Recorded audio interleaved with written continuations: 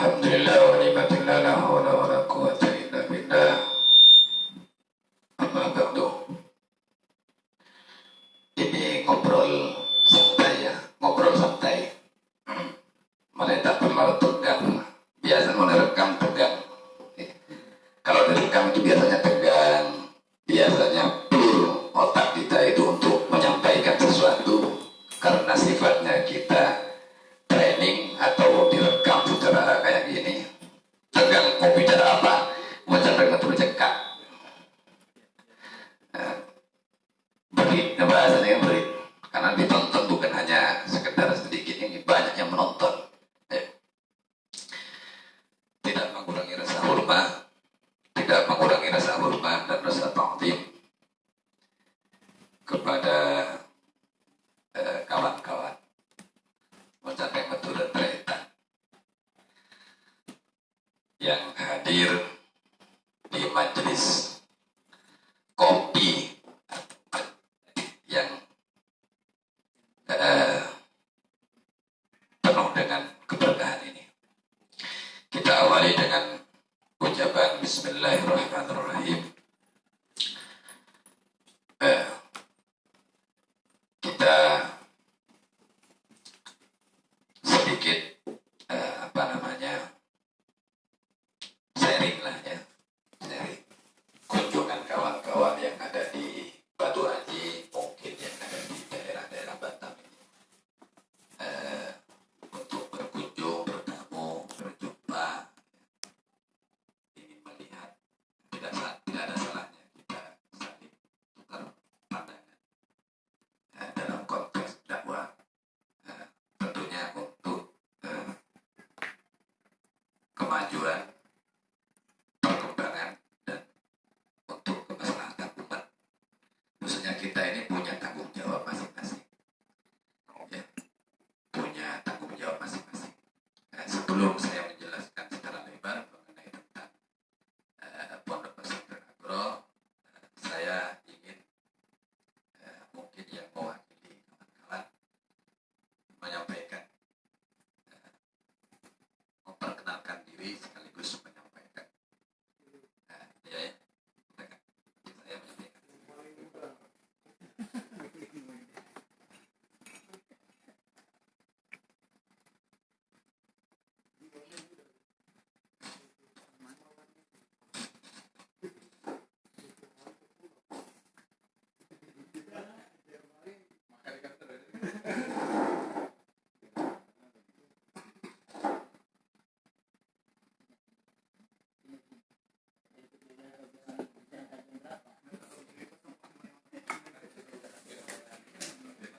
Bismillahirrahmanirrahim.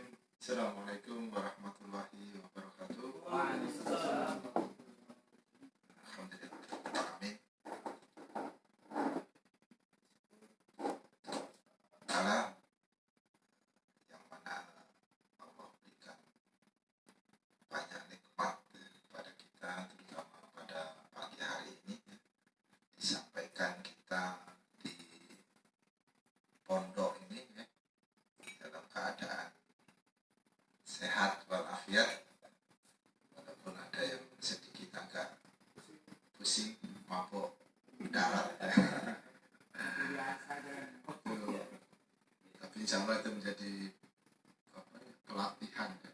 Sehingga nanti kalau sudah punya mobil sendiri nggak mabuk lagi.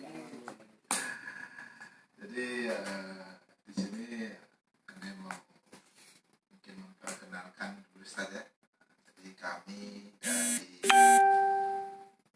Yayasan Pendidikan Ulil Albab yang ada di Tiban.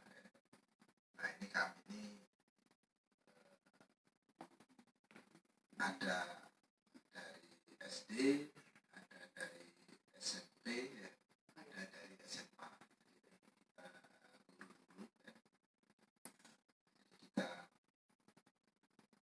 ini dalam rangka pertama tadi menjalin ukhuwah ya, ukhuwah Islamiyah, kemudian ukhuwah dakwah ya. Tadi disampaikan bahwa mungkin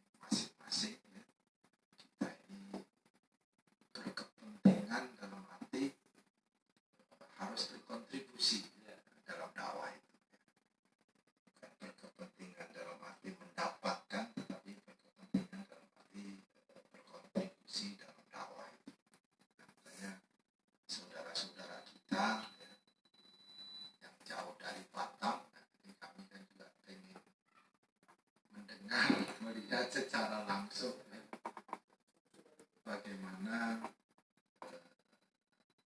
kondisi yang ada di sini, kemudian bagaimana Ustadz ya, yang mungkin bukan penderitaan tetapi mungkin kegigihan ya, kegigihan yang Ustadz jalani ya, saat ini, dan itu akan menjadi juga salah satu apa ya, pemicu ya, penambah semangat bagi kami yang ada di kota.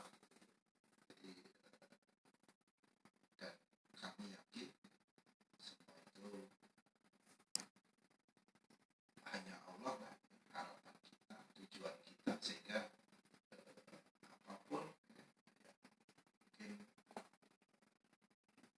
penderitaan ataupun apa namanya ya, kesulitan, kesusahan itu, karena kita mengharapkan ya, itu Allah, insya Allah itu menjadi tetap jadi semangat. Dan ini juga perlu juga kita mungkin sharing ya, sehingga nanti kita juga bisa menambah lagi semangat kita dalam berdakwah ini. Mungkin itu ya, mungkin sedikit nih saya perkenalkan, siapa tahu nanti ketemu ya, ini Bapak Ustadz Ma'ruf Ma'ruf lah ya.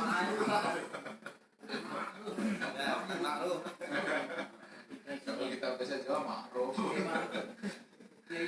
Ya.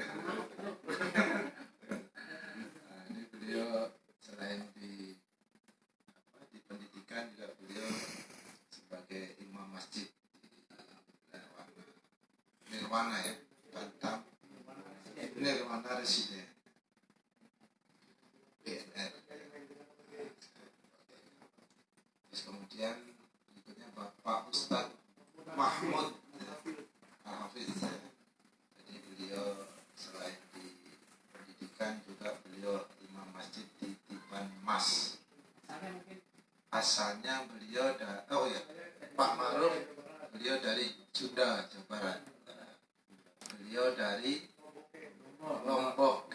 Nah, Lombok bahasa kita pedas ya. Tapi boleh nggak pedas ya. Terus kemudian Bapak Ustadz Eko. Beliau orang yang paling sehat di sini. Beliau olahraga beliau. Oh bukan, salah. Guru kelas ya. Pengantin baru. Beliau tinggal di daerah Cikupang juga ya, Tiban Koperasi. Kemudian ini yang masih bujang, Ustadz Yoga. Ini asli dari Jambi ya. Aceh ya, beda-beda dikit. Ya, maksudnya masih Sumatera gitu. Kata Pak Ustadz, nyantai saja. Dari Aceh. Nah, itu Sunan apa? Cirebon. Sunan Gunung Jati. Di SDIT. Kemudian ini Ustadz Syamsul Arifin Al-Hafiz, asli Sumeneb, Jawa Timur, Madura. Beliau juga ya mondok, sekarang pun mondok ya.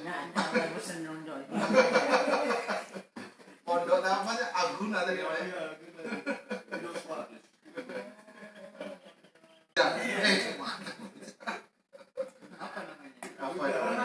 Pernah bujang. Sekarang bujang, dulu sudah pernah menikah dan sekarang juga mau menikah. Kita Duren. Beliau di SMA itu. Nah, kalau dia bapak paling tua, paling ganteng. Ini Pak Agung, nah, ini beliau pengusaha. Yang sering komunikasi dengan saya, beliau. Tentu hal ini saya selaku pengasuh Pondok Pesantren Agro yang telah diberi amanah sekaligus mandat penuh untuk pengelolaan pesantren oleh Direktur Eksekutif Insinyur Muhammad Arif yang ada di Batam, dan juga merupakan bagian didukung penuh oleh pihak Direktur Wakaf, yaitu Bapak Haji Rauf. Kemudian didukung juga oleh Direktur Pendidikan Ustadz Subhan Muksin, Direktur Bapak Haji Subhan Muksin. Kemudian alhamdulillah juga ada Direktur DSNI amanah, yaitu Kiai Saifullah. Tetapi pertemuan ini kita nggak ada rencana, tiba-tiba saja kita datang, hanya dengan waktu yang sangat singkat. Ustaz, saya mau mampir ke tempat antum. Oh boleh, gitu kan. Biasa komunikasi sering. Ustaz yang hadir, kebetulan juga beliau dari Madura, ya, Ustaz Samsul Arifin. Beliau dari Madura. Ini kan nyantai ya, nggak tegang ya, nggak tegang. Ini dari Madura, Ustaz Samsul Arifin, kebetulan dari Sumeneb. Kalau di Madura itu ada 3, ada Madura Bangkalan, ada Sampang, ada Sumeneb, Pemekasan ya. Kebetulan beliau Sumeneb, saya juga Sumeneb. Nggak tahu dari mana asalnya. Sumeneb itu kan lebar. Ya, Kalianget. Pangkung. Prenduan. Dekat. Kalau beliau ingin jauh kenal dengan saya Maduranya Sumeneb, Karai. Dari Karai masih satu bangsa, satu keluarga dengan paman saya, yaitu Kiai Adam, putranya Kiai Muiz. Kan saya keluarga ya, kenal lagi, nyampung sebagai lagi. Lagi kita deh. Enggak, ini batin, enggak? Ya batin, maaf ya. Emosional. Kami sama dengan kalian semua. Yang dari Aceh, yang dari mana? Jombang, yang dari mana? Lombok, yang dari Jawa, yang dari Jambi, ada yang dari Lombok, ada yang dari Aceh. Kebetulan Sunda ya. Kebetulan saya Madura ini. Ya. Kita punya adat sendiri, kita punya karakter tersendiri. Biasanya kalau karakter Madura itu, ketemu sama orang Madura itu, pertama yang saya minta apa? Doakan saya. Makanya emosionalnya kuat. Emosionalnya. Ya. Tidak kenal dengan beliau. Ya. Mungkin darahnya ya mungkin ya.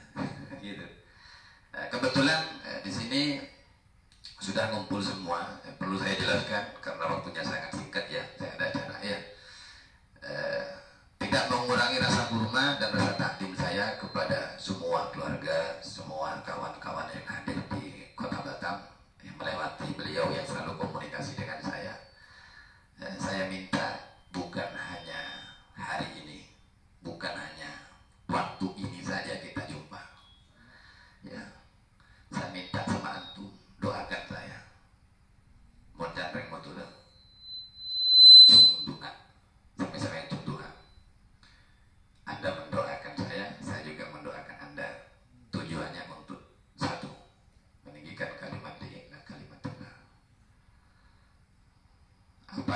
diperjuangkan oleh Rasulullah, kita sama-sama ya mendapatkan bimbingan, didikan, arahan daripada Allah Subhanahu wa Ta'ala.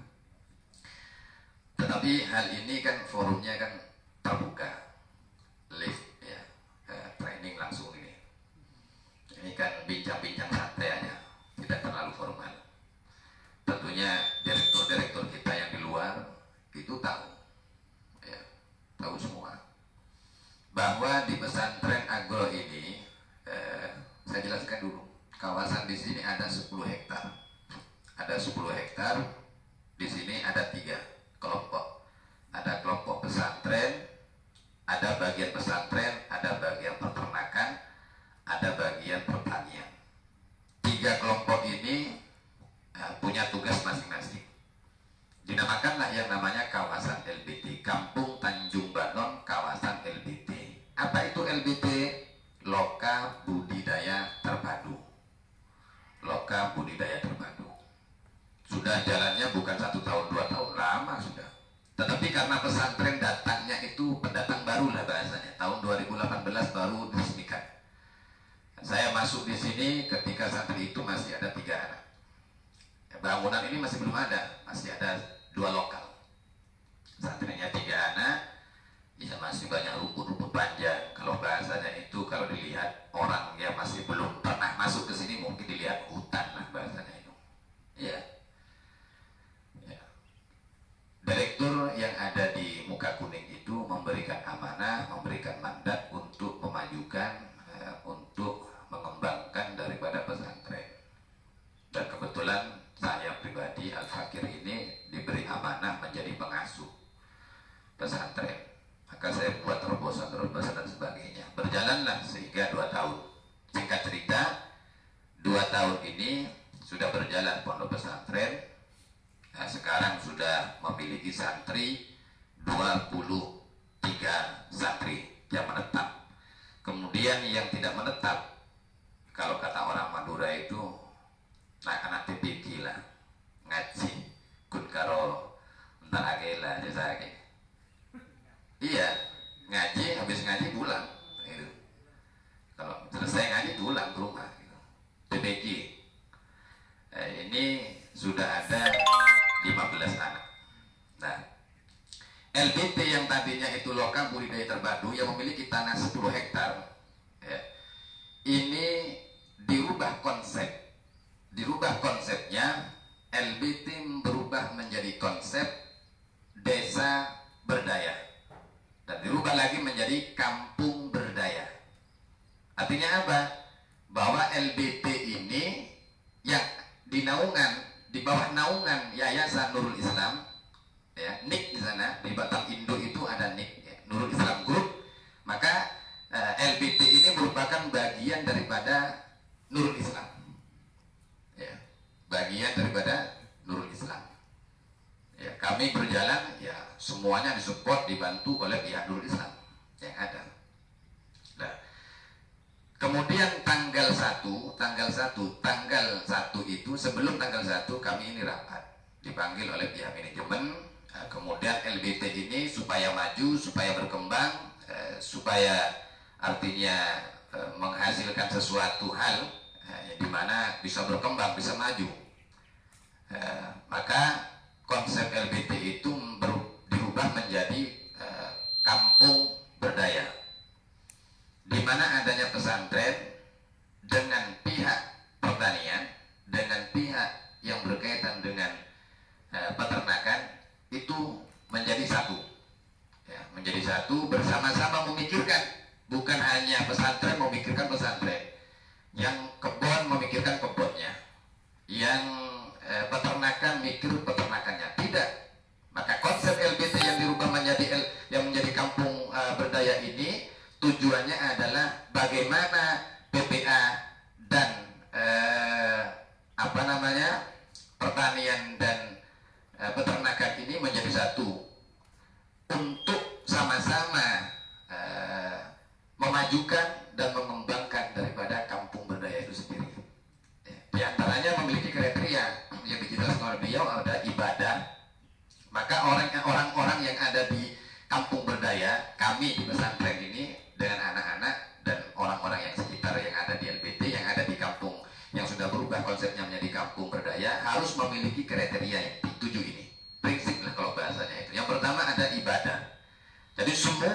yang ada di LBD, yang ada di kampung berdaya, itu diwajibkan untuk menjalankan program ibadah. Duhurnya berjamaah, asarnya berjamaah, maghribnya berjamaah, subuhnya berjamaah, isaknya berjamaah.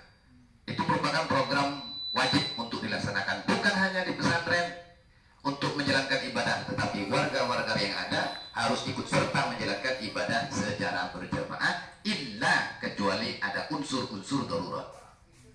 Kalau itu darurat, unsur-unsur darurat karena mereka itu bekerja, kemudian ada unsur darurat. Apa daruratnya? Ya banyak kan. Nah, kita bisa memaklumi itu. Dan itu harus diinformasikan ke pihak-pihak yang terkait. Supaya apa? Supaya menjaga kedisiplinan. Ya. Kalau kita tidak ada konfirmasi, ya sesuka kita nanti. Itu yang pertama. Kemudian di kampung berdaya itu ada kejujuran. Kita ini harus mengedepankan jujur. Ya kalau AA, kalau B.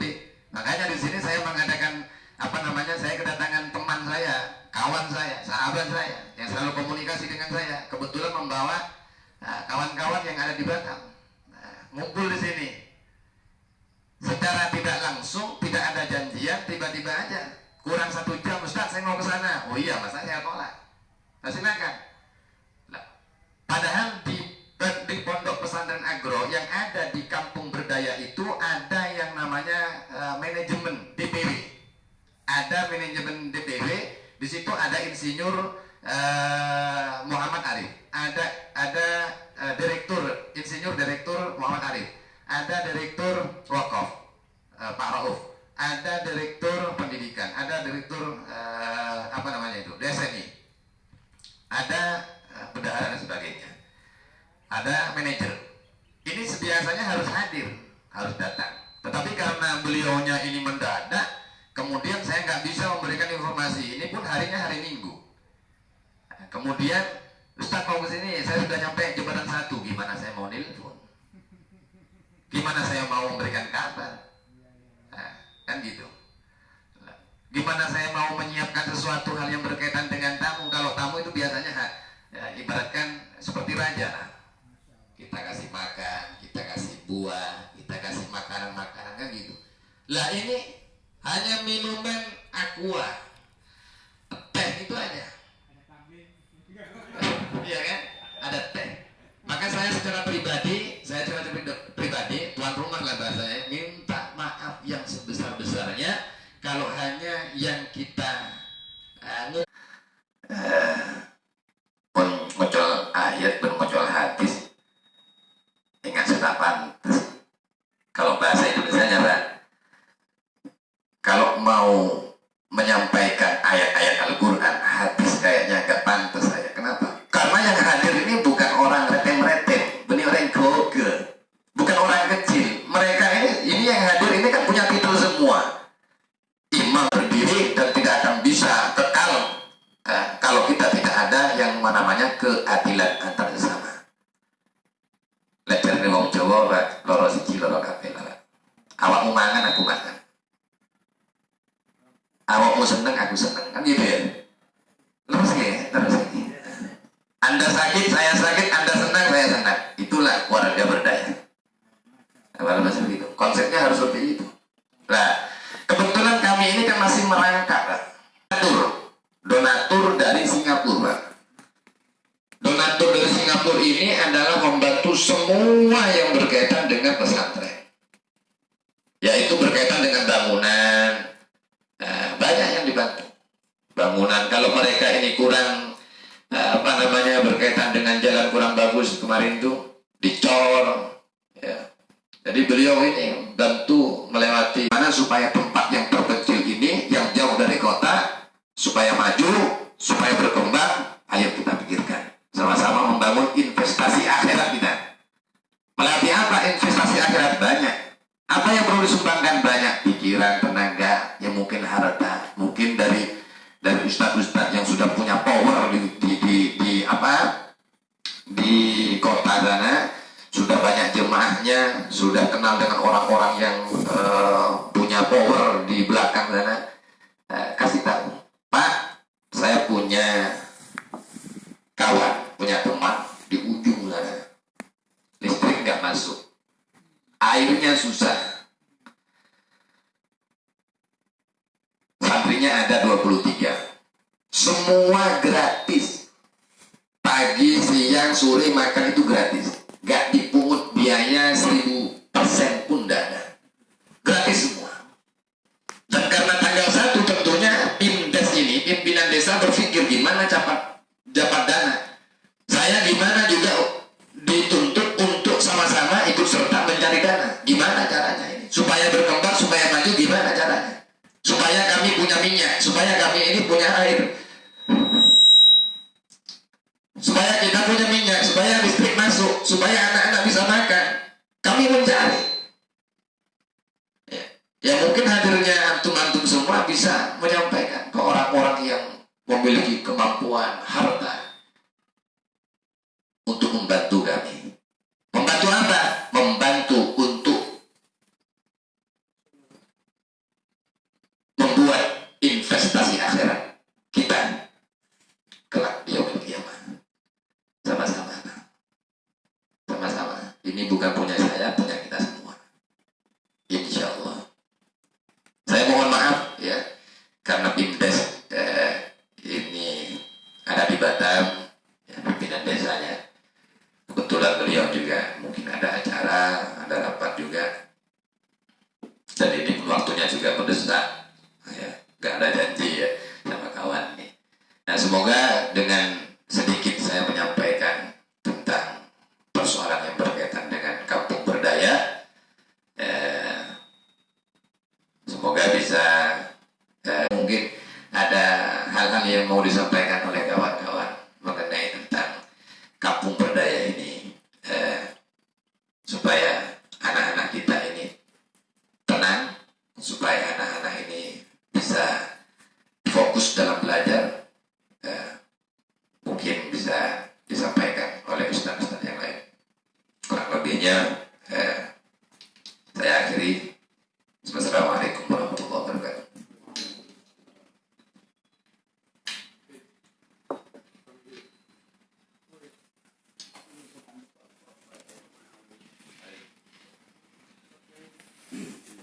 Untuk mengawali. Jadi ini Pak Agung ini punya teman, mari kita cerita ya tentang air itu Ustaz ya.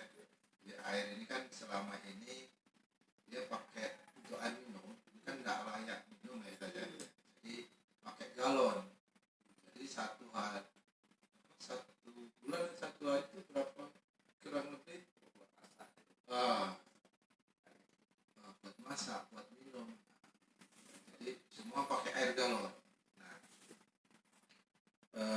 kemarin kami bincang-bincang Pak Agung sama Pak Surasa nanti sampai sini.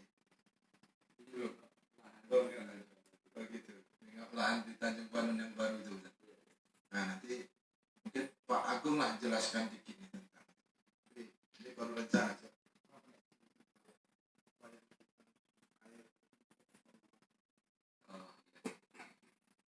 Baik, jadi kemarin kita silaturahim ke Pak Suroso itu ya namanya, salah seorang pengusaha juga. Ya, dia pertanian, perkebunan banyak, dia bisa banyak bisa, pengobatan belum bisa juga.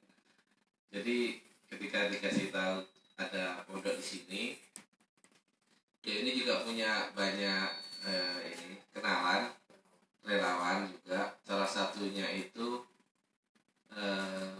pakai energi solar cell gitu Pak, listriknya. Jadi itu kemarin dia baru pasang-pasang juga di daerah Jembatan 5 kalau nggak salah. Jadi gratis semuanya, mulai dari pemasangan instalasinya dan lain-lain. Jadi listrik pakai solar cell. Mereka punya donatur juga, punya sponsor juga. Jadi malah nyari tempat-tempat kira-kira mana yang perlu untuk dipasangi gitu. Dan kita kemarin sudah mengusulkan juga di sini.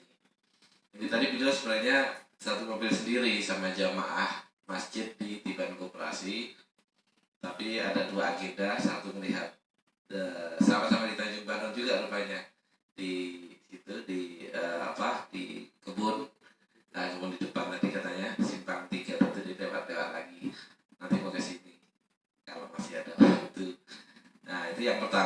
masalah solar cell.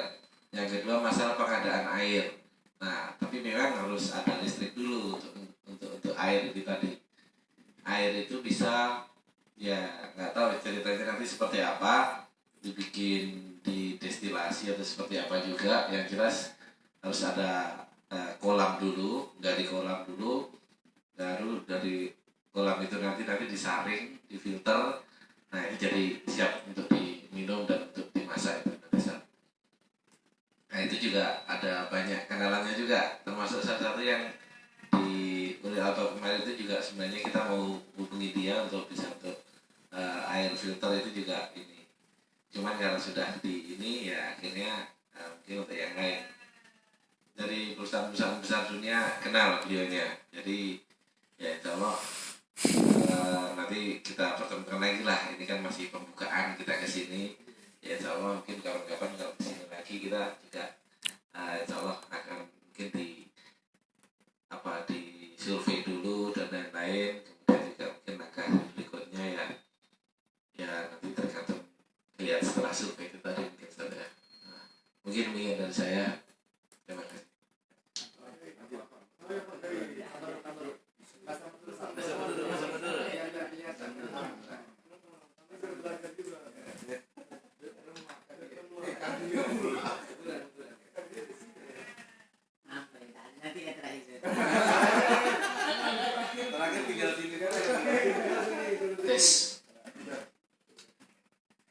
Bismillahirrahmanirrahim. Assalamualaikum warahmatullahi wabarakatuh.